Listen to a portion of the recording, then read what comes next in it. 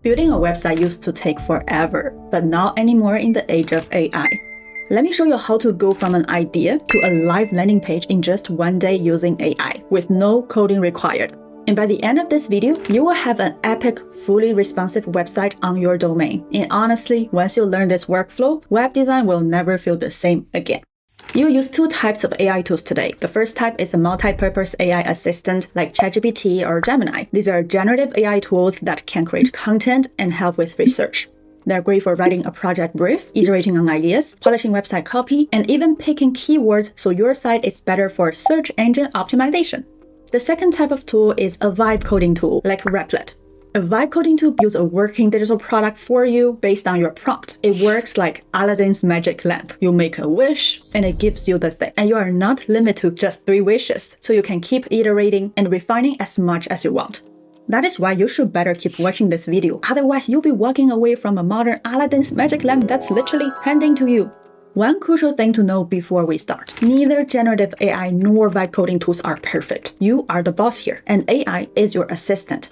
The real skill is learning how to use these assistants to take your work to the next level. And that means adapting quickly and being willing to work in ways you have never done before.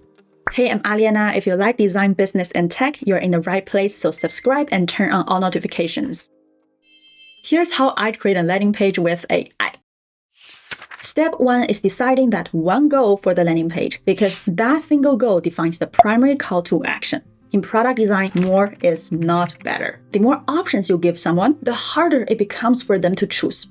Which is why strong landing pages focus on just one clear goal, one call to action. Buy now, book a call, join the waitlist, download, you decide. Many designers skip this step and end up with a website that looks like a buffet. I mean, buffets are great for food, not for websites. All you can eat and all you can pay are very different experiences. To define that goal, you need to understand the go-to-market strategy for the product you are designing for. How is this product introduced to the target audience? And when someone lands on this page, are they already familiar with the product and ready to buy? Are they still learning and comparing options? Or are they seeing it for the very first time? These are completely different stages of user awareness, and the landing page needs to be designed around that. If the audience is ready to buy, the primary goal is to sell, and the call to action, CTA, should be very direct, like buy now. In many cases, though, people are not ready yet, so the primary goal becomes lead generation, meaning you collect emails or contact information in exchange for something valuable, like a free guide or a quiz with personalized results. Then the landing page should feel more like a knowledge-sharing page with a softer tone that builds trust before selling. Another common direction is when the product is not fully built yet and the goal is to build a waitlist. I have an idea for a book, but I'm not sure about the market demand, so I will build a landing page to test interest and build a waitlist. This is becoming increasingly important today because there are endless digital products that you can build, especially with vibe coding tools. And this is a fast and cheap way to validate an idea and even pre-sell before you fully build a product. So, write down one sentence. The visitors will what after visiting this website? Then define the text for your primary call to action button. What is that? If you feel unclear, this is where your AI assistant comes in. Use ChatGPT or Gemini or whatever you like to talk through your idea and define the goal together. I prefer talking instead of typing. I think talking is faster, more natural, better for my arms. And you also don't need to worry about perfect English because AI is really good at understanding accents and mixed languages. I speak in a combination of English and Chinese, and it never had a problem. Here's a screenshot of my conversation. You can download the full script from the link in the description. Just please don't copy my prompt because those are simply my talking. It's full of grammar mistakes, so please just use it as an inspiration. To help you with your attention span, I bring out my cute baby. Now that we have a clear goal, the next step is to draft a product request document, or PRD, by giving more context to your AI assistant. This step is extremely important because if you skip it, you will not have a strong first prompt for the vibe coding tool, and the output will likely be off target. Here's what I like to do. I tell ChatGPT that we're going to write a PRD together that documents the project in detail and will later become the foundation for my first prompt in Replit. Here's a trick. Instead of asking ChatGPT to write a prompt right away, I first give it enough context and ask a different question. Based on everything I shared, what do you think it's missing or slightly off that I should adjust so that you can write a better PRD? You don't know what you don't know. This one prompt alone will help you fill the gap early and build a stronger foundation for your website. And then I ramble through all the context that is on my mind. And these are the idea itself, the goal and the primary call to action we already defined together, the target audience, and how I want the site to feel and look, including style and tone. And if I have example, I'll give it screenshots. I also describe the product and any details that matter. For me, it's the book title, a short explanation of the book, and even description of the author, which is me. And then I like to add constraints, like keeping the page short. It has to be responsive and with no more than 5 major sections. Then I iterate with ChatGPT, answer follow-up questions, refine the PRD based on my needs, and once that is done, save it to my work documentation system, and this step is complete. My full conversation script is linked in the description for you to use as an inspiration. Don't judge my English. Thank you. You're about to see your website come to life. You just created a detailed product request document, and now we will use the same chat with your AI assistant to help draft a strong first prompt for a vibe coding tool like Replit. Here, I asked ChatGPT to use the PRD we just created to write a strong first prompt for Replit, so it can build this website for me, and I also asked it to flag any additional assets I should provide, like a logo or any images, to make sure the result is as good as possible. This is the prompt that I get. Now you do yours. When you get your prompt, copy it, and then let's go to Replit. The link is in the description. And here, you paste your prompt in the middle. Attach all assets you prepared, and click Start. That's it. Now Replit is building your website. Just wait for the magic. I use Replit because it is strong at both design and software engineering, and you do not need a coding background to use it. Replit also has a mobile app on both iOS and Android, so replace your doom scrolling with vibe coding, life-changing habit. Thank you Replit for sponsoring this video and making it possible for you to watch for free. This is what I get after the first prompt. Isn't this epic? I get a result that I like because of everything I did in the previous steps. Take note of this. A vibe coding tool's output depends on your input. And this idea of making prompts better has a very fancy name. It's called prompt engineering. It is the first type of engineering in human history that you can learn in the next 10 seconds. Here you go. Be clear about what you want. Give examples and communicate. Now you can put it on your resume. Thank me in the comments. Technically, you could jump straight into Replit and type something vague like build me a landing page that sells my first SaaS product, and it will still create a website for you. But then you need to spend more time on the iteration later on because your input is too vague. It's like telling your husband, clean up the house, and then you go out, do grocery shopping, come back, and I swear the laundry is still sitting in the dryer because he didn't know it was there. You didn't communicate clearly. Clean up the house means a very different thing to him. So if you think you can write out your needs really clearly, then you can directly jump to Replit and start your project. Otherwise, follow this workflow. If this is your first time building a product with a vibe coding tool, then the result might surprise you. It will look impressive at first glance because that thing will take you a while to design, isn't it?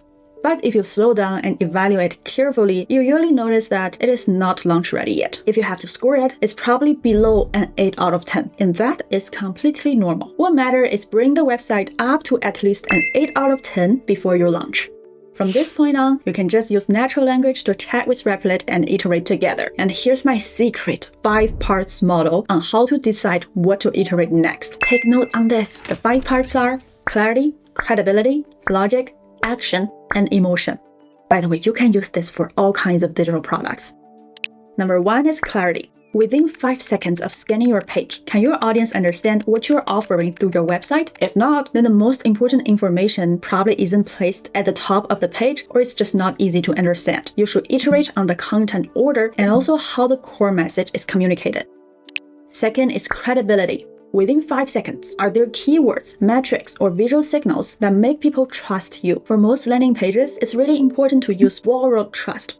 These are famous names, brands, schools, people, places, and industry-specific keywords that are already trusted and relevant to your product. The audience often don't know your product yet, so it's important to use these names to make your product feel trusted as well. This can be another part to iterate on, but don't lie about anything, okay?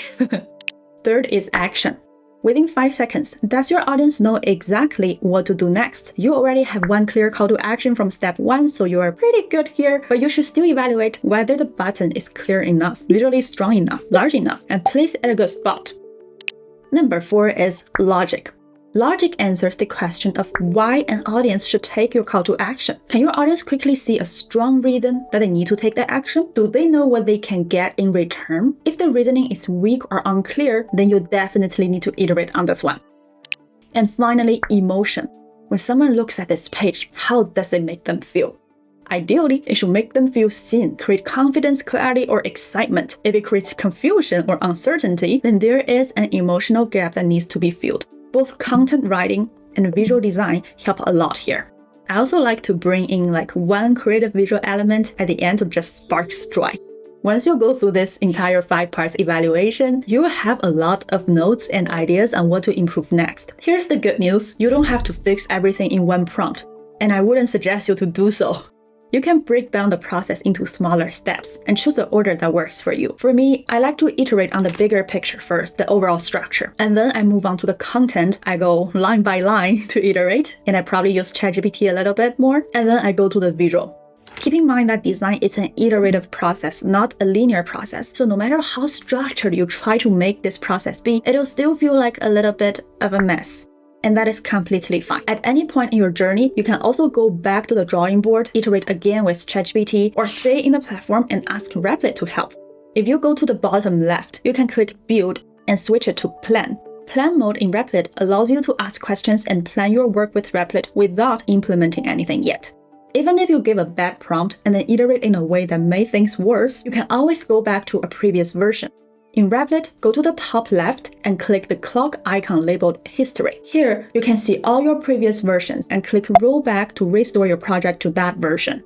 If you want to edit a specific element, you can use the Select tool. This is the second icon on the bottom left, and when you hover over it, it says Select Element. Click it, and then you can choose any element on your website, and Replit will pull up a panel showing all the relevant visual information for that element. You can make changes directly in that panel, or go back to the chat and describe a more detailed edit in natural language. There is also a quick way to change the overall theme of your website. You can go to the top right corner, select Theme. Replit will open a panel on the left where you can easily change the background color, choose the font you like, and adjust the color palette for your website. Once you can rate your design equal or greater than an 8 out of 10, it is a good time to move to the next step. Designer for responsiveness and accessibility.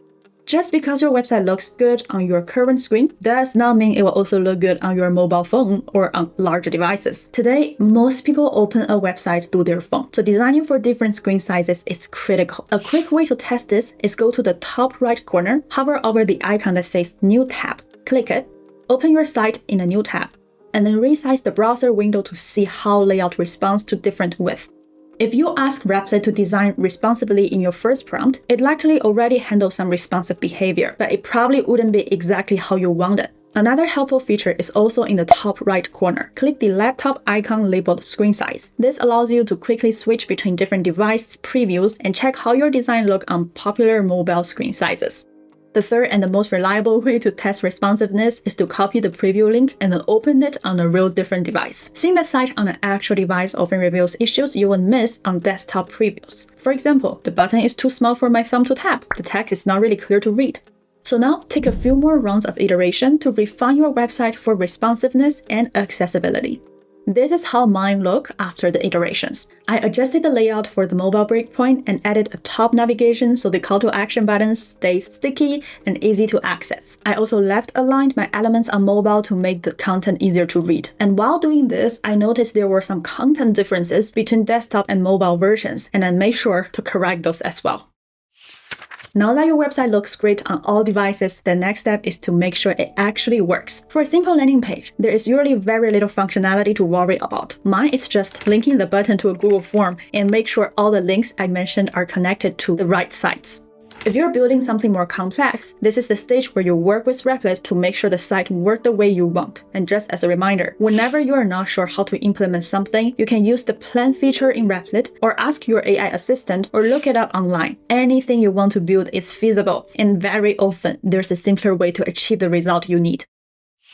Now is the time to publish your website, which is a pretty exciting moment. But before you click the publish button in the top right corner of Replit, I want you to go through a quick checklist. First, review your page title and SEO meta description. You can ask Replit what they are right now and then update them. The page title shows up in the browser tab, and the meta description appears when someone finds your site through Google. You also want to make sure you have a favicon. A common favicon size is 32 by 32 pixels, and favicon is the small icon you see in the browser tab when your site is open. And if you don't have one yet, you can design it in Figma or Canva. You also need a social banner. This is the image that appears as a preview card. You probably want to share your site on social media, and the standard size is 1200 by 630 pixels. I will include all of these in a free PDF link in the description. Download it and use it for your projects. Once everything is checked, go back to Replit and hit publish. You can enter a URL here to check if it is still available. Hope yours is, mine was, and once you confirm that, just hit publish. After a few minutes, your site should be live on the domain ending with replit.app. This is mine, check out yours too. If you want to connect your site to a custom domain, here's how to do it. In Replit, go back to the publishing page. If it's not open anymore, click the plus sign at the top right of Preview tab, and you'll find the publishing page here. At the top of the page, you'll now see the tab called Domains. Once you're here, you have two options. You can either buy a domain or connect a domain you already own. From this point on, just follow the steps Replit shows you to complete the setup. And just like that, you've launched your first website with the help of AI. Congratulations! I used to resist vibe coding tools because I worried that using them for design might make me less of a designer, and using them for engineering might be too technical for me to understand. Both of these are limiting beliefs. If you just try out this workflow even once, you'll realize how you're still fully in charge of the design, and engineering no longer feels intimidating because you can fix bugs using natural language without needing to understand a single line of code. Try out Replit using the link in the description. Build a website or even an app. Most importantly, keep it fun. If you enjoyed this tutorial, comment product design so that I know, and then I will make more content like this. If you're into design, business, and tech, you're looking at the right channel, so subscribe and turn on all notifications and thumb up. I summarized a lot of things in the PDF link below. Download it, use it, it's for free, and I will see you in this video. Go for the